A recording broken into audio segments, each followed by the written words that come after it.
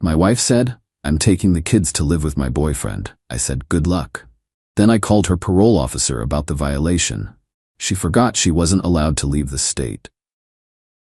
I, 35 male, am sitting in my lawyer's office right now, waiting for him to finish reviewing custody paperwork. My kids are at my mom's house, safe and confused, but handling it okay.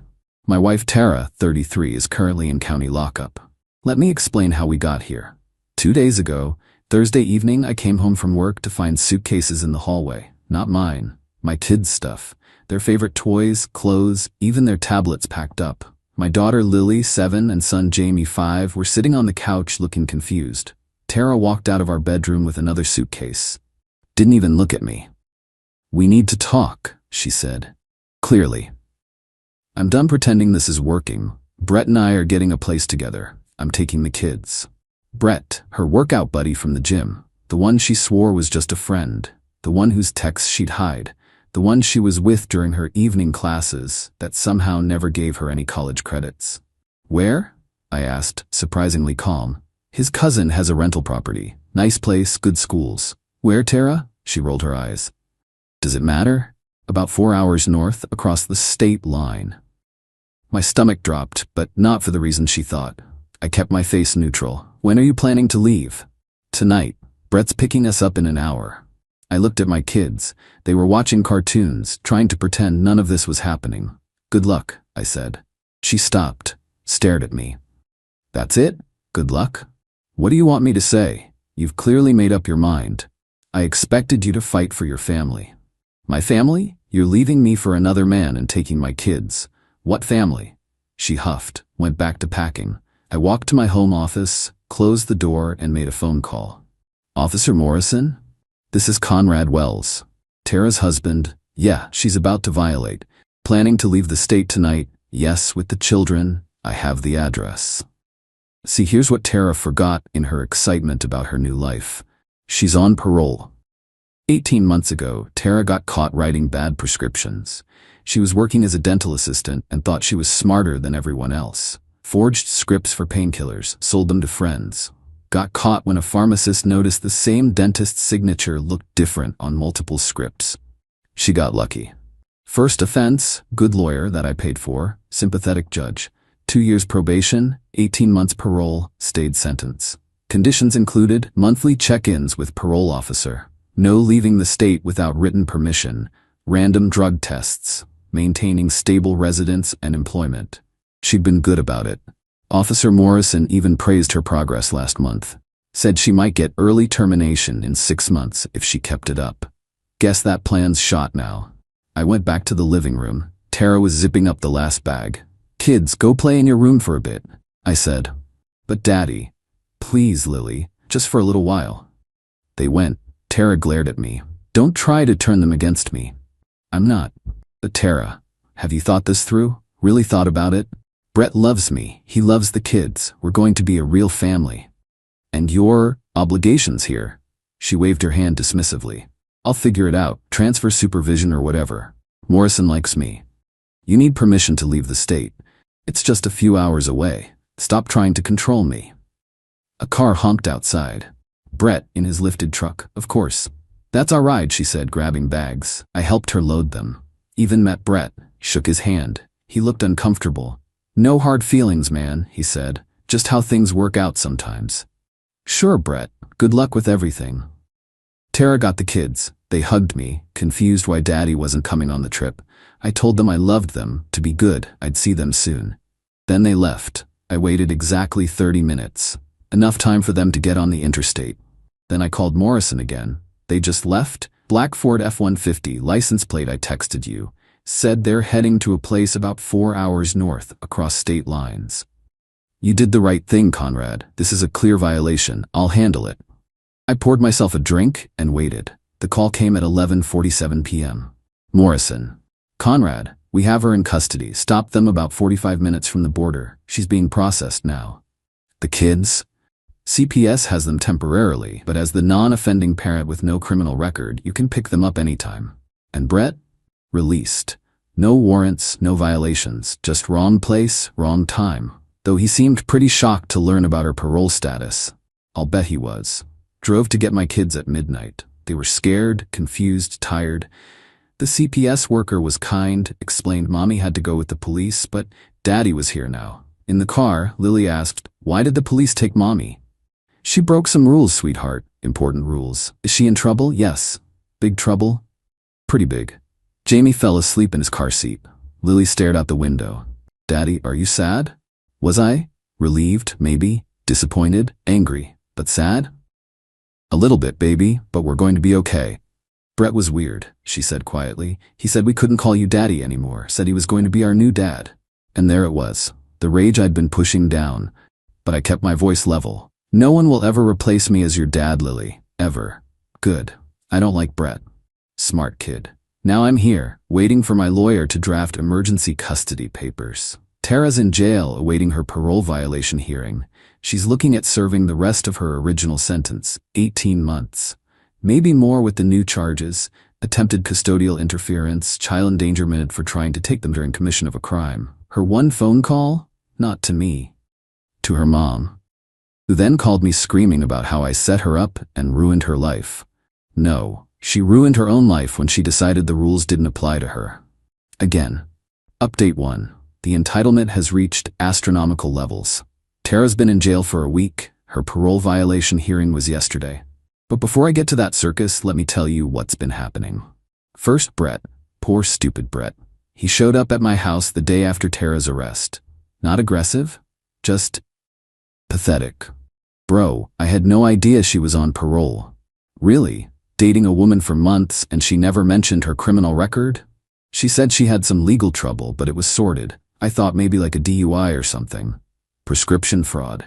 Felony. She was selling pills. His face went white. She told me it was a misunderstanding with her old boss. Brett, can I ask you something? Did she tell you we were separated?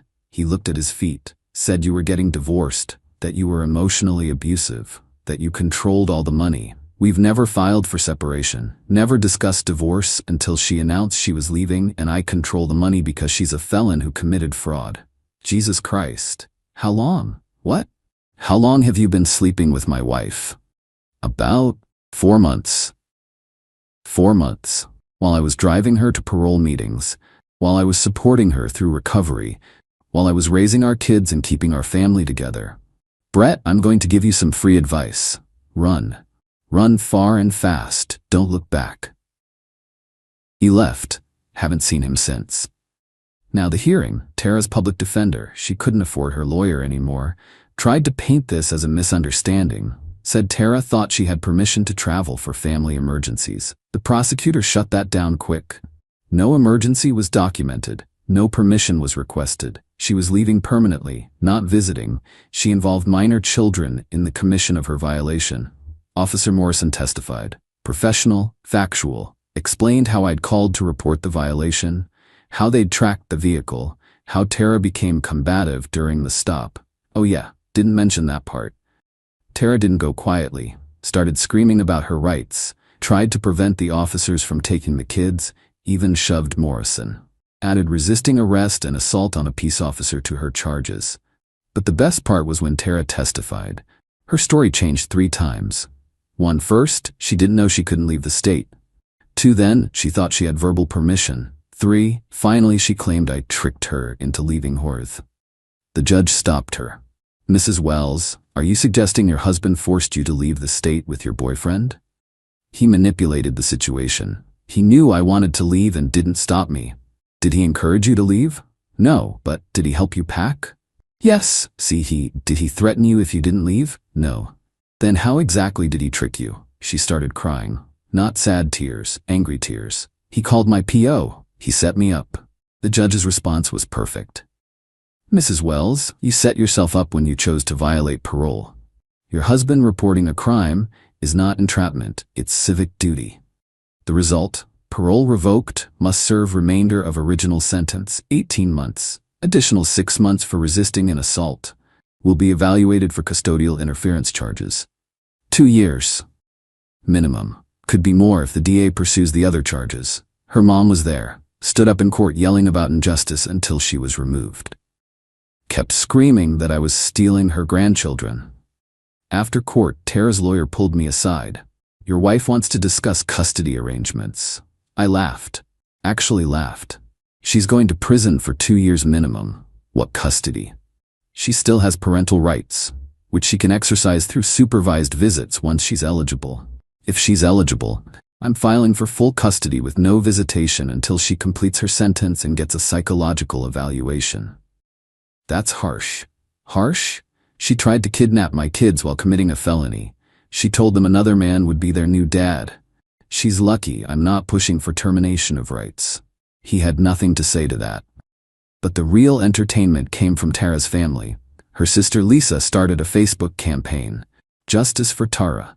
Said I was an abusive husband who weaponized the legal system against a mother trying to protect her children. Protect them from what? Their stable home? Their father? Their school and friends? The posts got maybe 12 likes. Most comments were people asking for clarification. When Lisa explained Tara was on parole and tried to leave state with her boyfriend, the support dried up quick.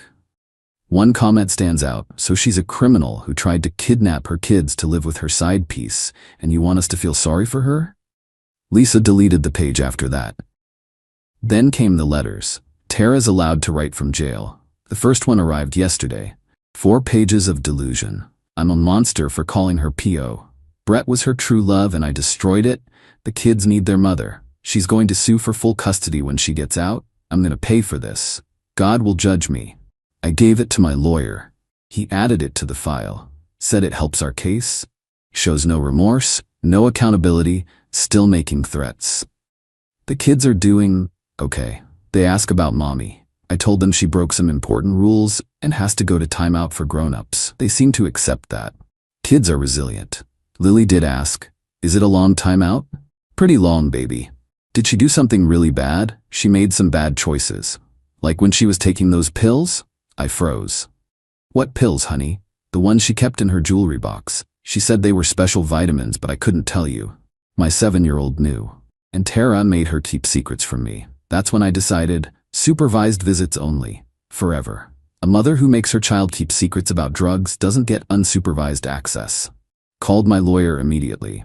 He said to get Lily to a child psychologist ASAP to document this. Another nail in Tara's custody coffin. Meanwhile, I'm juggling work, kids, and legal meetings. My mom's been a godsend, helping with school runs and dinners. My boss has been understanding about the time off I've needed. Life's actually calmer. No more walking on eggshells. No more wondering where Tara really is. No more pretending everything's fine for the kids. Sure, single parenting is hard, but it's easier than co-parenting with a criminal narcissist. Next update will probably be after the custody hearing. Lawyer says it's a slam dunk given the circumstances, but you never know. One thing I do know, Tara thought she could just take my kids and start a new life. Instead, she's starting a new life in a 6x8 cell. Play stupid games. Win stupid prizes. Update 2, I thought the crazy would die down with Tara locked up. I was wrong. So wrong. First, the custody hearing. Slam dunk doesn't even describe it. My lawyer walked in with police reports from the arrest, Tara's parole violation records, Lisa's Facebook posts, thanks for documenting the crazy sis, Lily's therapy records about the secret pills, character references from teachers, neighbors, my employer, Tara's jail letters threatening me. Tara appeared via video link in an orange jumpsuit. She'd gotten her mom to hire a new lawyer, some ambulance chaser who thought he could paint me as the villain. His argument? I orchestrated her imprisonment to steal the children. The judge actually stopped him mid-sentence. Counselor, are you suggesting Mr. Wells forced your client to violate parole? He created circumstances. Yes or no? Did he force her to leave the state? No, but did he force her to resist arrest? No. Then what exactly is your argument? The lawyer fumbled about emotional manipulation and parental alienation. Meanwhile, Tara was getting agitated on screen, whispering frantically to someone off camera. Then she exploded, started yelling at the judge about how the system protects abusers and she had to save her babies. The court officer had to mute her. The judge's ruling, full legal and physical custody to me. Tara gets supervised visitation only after completing her full sentence, parenting classes, psychological evaluation, drug and alcohol assessment, no overnight visits for minimum 1 year post-release. She pays child support from prison wages, about $40 her month. Tara lost it. Even muted, you could see her screaming, gesturing wildly. They had to remove her from the video room. Her mom stormed out of court, shouting about appeals. Her lawyer quietly told mine he'd be withdrawing from the case. But here's where it gets really interesting. Remember Brett? Turns out he wasn't just some random gym bro. He was married. Married. His wife Valerie showed up at my door last week with a box of stuff. "I think these belong to your wife," she said. The box had clothes, jewelry, perfume, some photos of Tara and Brett, and a tablet. "She left this in Brett's truck. Thought you might want it for evidence or whatever." I invited her in for coffee. Turns out Brett had been spinning his own web of lies. Told Valerie he was working overtime, going to sports events with buddies, visiting sick relatives, all while spending time with Tara. "How did you find out?" I asked. When he came home that night, shaking like a leaf, told me everything. How the cops pulled them over, how Tara was on parole, how there were kids involved. He was terrified he'd get arrested too. "Is he still terrified?" She snorted. "He's terrified of the divorce. I took him for everything. The house, his truck, half his 401k, cheating clause in our prenup. Good for her. But the tablet. Oh, the tablet. Tara wasn't logged out of her email. I know I shouldn't have looked, but I'm human. And what I found was gold. Emails with Brett planning their escape. Emails with her dealer from before her arrest. Yeah, she was buying too, not just selling. Emails with 3 other guys she was talking to, each thinking they were her future. But the crown jewel? Emails with someone named Marcus from 6 months ago, discussing their baby and child support. Their baby. Did some math. 6 months ago plus 9 months, right around when Jamie was born. My 5-year-old son might not be mine. I threw up. Actually ran to the bathroom and threw up. Called my lawyer immediately. He said to get a paternity test ASAP, but not to tell Tara yet. Let her think everything's normal while we gather evidence. Got the test done last week, waiting for results. Looking at Jamie is killing me. He has my eyes. Everyone says so. But does he? Meanwhile, Tara's prison stint isn't going well. Got a call from the warden's office. She's been placed in solitary for fighting. Apparently she told everyone she was a political prisoner and her husband was connected to the police. Other inmates didn't appreciate the lies. She's allowed 1 phone call a week now. Calls her mom, who then calls me with demands. Put money in her commissary account. Bring the kids to visit. Write letters saying I forgive her. Drop the custody case, I don't respond anymore. Just document and forward to my lawyer. But the best part? Lisa, the sister, reached out privately, said she needs to tell me something important. We met for coffee. Tara's been stealing from our parents, she said. For years. They refinanced their house to pay for her first lawyer. She convinced them to invest in some business that never existed. They're about to lose everything. Why tell me? Because they're planning to fight for grandparent rights. Say you're unfit and they should have the kids. I wanted to warn you. They're about to be homeless and they want custody? They're delusional. Tara learned it somewhere.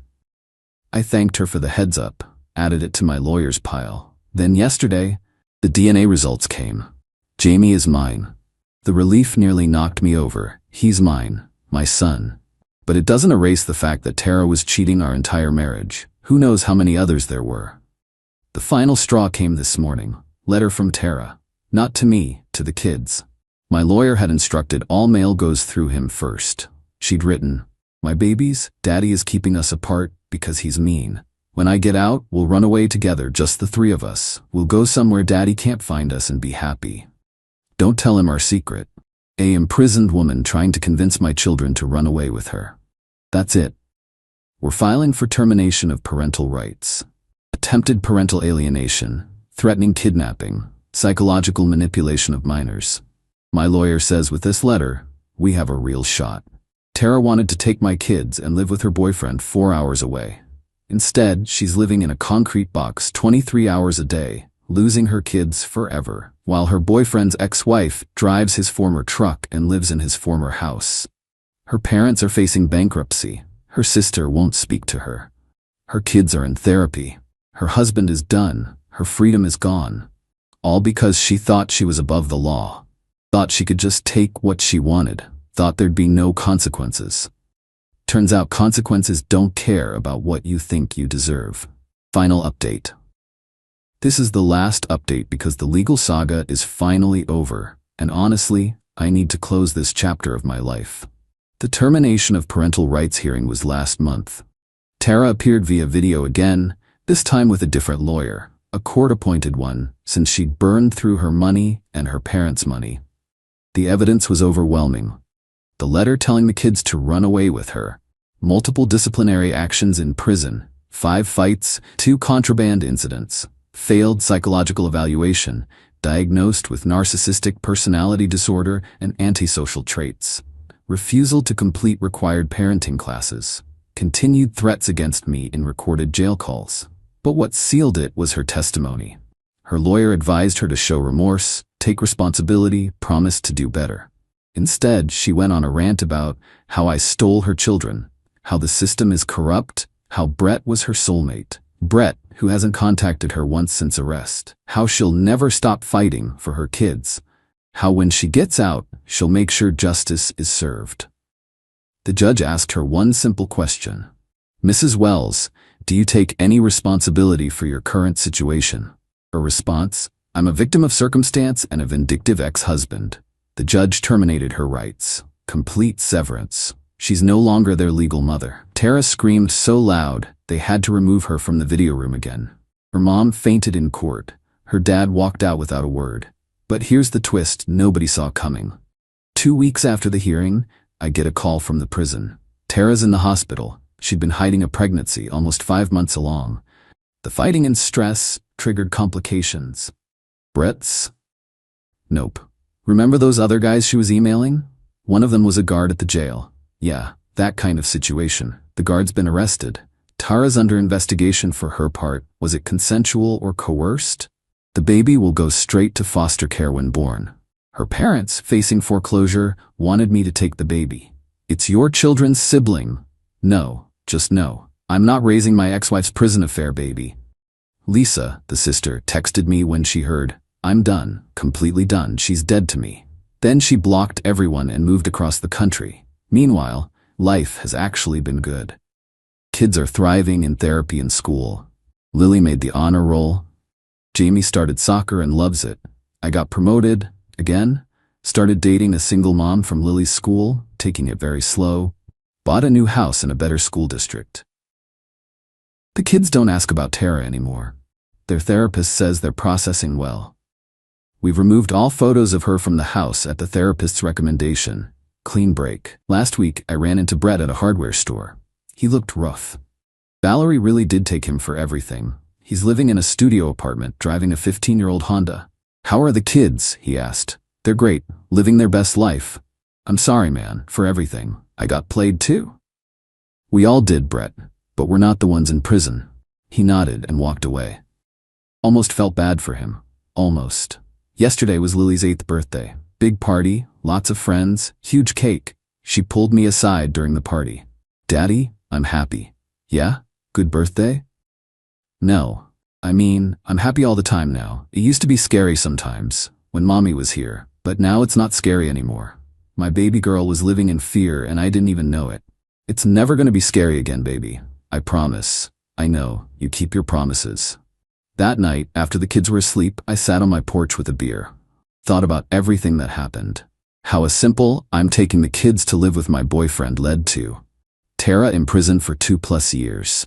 Losing all parental rights, pregnant by a prison guard, under investigation for new crimes, family destroyed, boyfriend's marriage destroyed, financial ruin for her parents, complete isolation from everyone who loved her, all because she thought she was above the rules, thought she could just take what she wanted, thought her parole conditions were suggestions.